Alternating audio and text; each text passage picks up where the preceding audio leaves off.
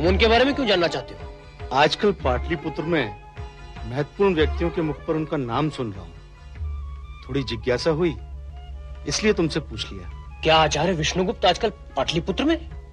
पता नहीं, पर क्या तुम उन्हें जानते हो? व्यक्तिगत रूप से तो नहीं, पर मैंने भी उनके संबंध में अनेकों कथाएं सुन रखी हैं। कथाएं? वो व्यक्ति ही कुछ ऐसा है, वो जहां जाता है कथाएं जन्म लेने लगती हैं। वो जो करता है कथाएं हो जाती हैं। पर ऐसा क्या करता है वो? देखते देखते सत्ताएं भी उलट सकता है वो।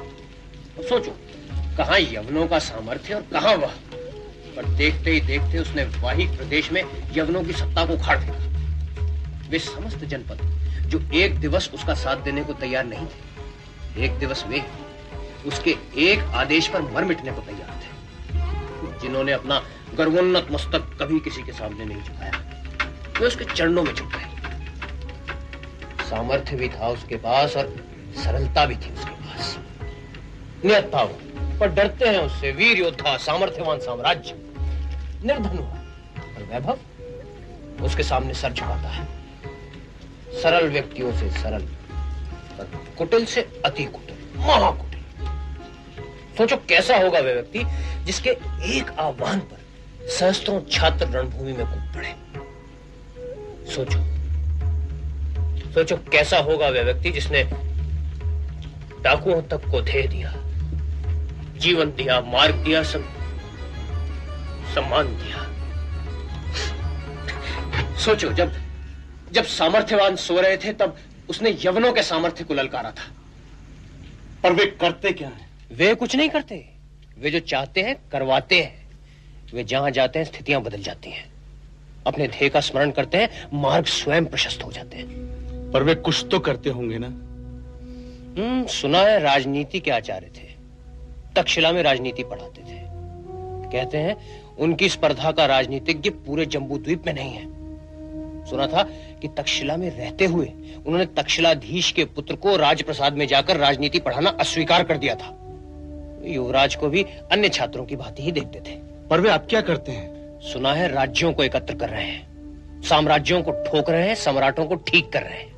साम्राज्यों को ठोक रहे हैं, सम्राटों को ठीक कर रहे हैं? आश्चर्य हो रहा है ना? पर जितनी सरलता से मैंने कहा है, उतनी ही सरलता से वे साम्राज्यों और सम्राटों को अपने मार्ग पे ले आते हैं। पर यह कैसे संभव है?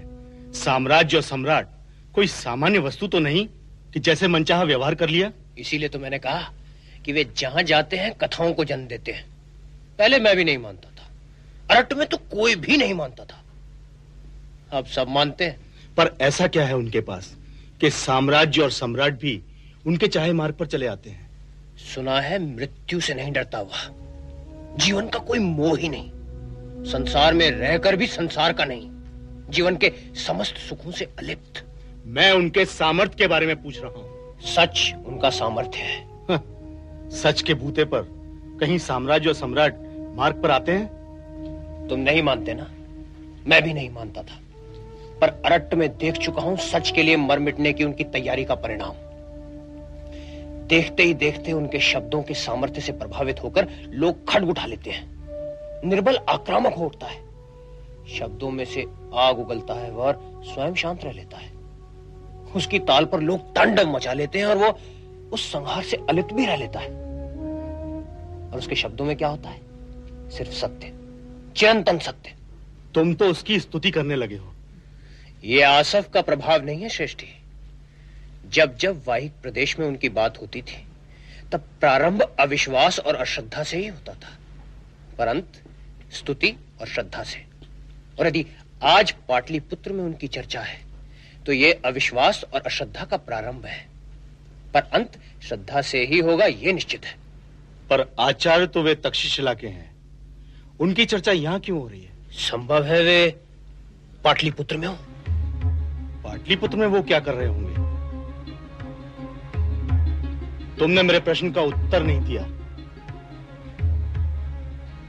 श्रेष्ठी, क्या आचार्य विष्णुगुप्त के विषय में तुमसे किसी राजपुरुष ने पूछा था? क्यों? समझ गया। क्या समझ गया? मेरे पाटलिपुत्र से जाने का समय आ गया है। आचार्य और तुम्हारे पाटलिपुत्र से जाने का क्या संबंध?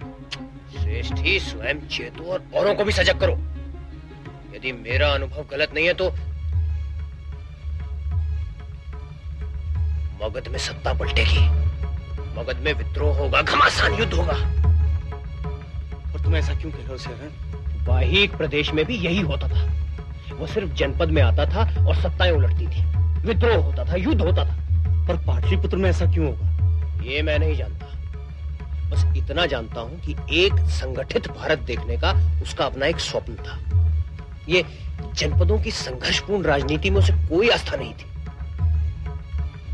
हो सकता है उसके ध्येय का मार्ग पाटलिपुत्र ही आता हो। मगध का सामर्थ्य, मगध की शक्ति संभव है। क्या संभव है? मगध साम्राज्य का पतन। यह असंभव है। यवनों ने भी यही सोचा था, और तब तो वो अकेला था। आज उसके साथ पूरा वाहिक प्रदेश है। उसके एक आदेश पर मर मिटने वाला एक विशाल सैन्य बल है। मान लो अगर ऐसा हो भी तो मगध से उसकी क्या शत्रुता है? शत्रुता उनकी किसी से नहीं है। वह तो विश्वामित्र है। अब यदि उसने एक प्रतिसृष्टि की रचना का संकल्प कर लिया है तो वो पूर्ण होगा। पर तुम्हें उनके संकल्प में इतना विश्वास क्यों है? क्योंकि वह अपनी सत्ता को स्थिर करने वाला कोई कूटनीतिपटु, राजनीतिपटु सम्राट नहीं है, एक शिक्षक है जिसने तुमसे आचार्य के संबंध में पूछा है। तुम मेरे लिए एक बार उससे आचार्य के संबंध में पूछो, क्योंकि यदि आचार्य विष्णुगुप्त पाटलिपुत्र में है तो मुझे शीघ्र पाटलिपुत्र का त्याग करना होगा।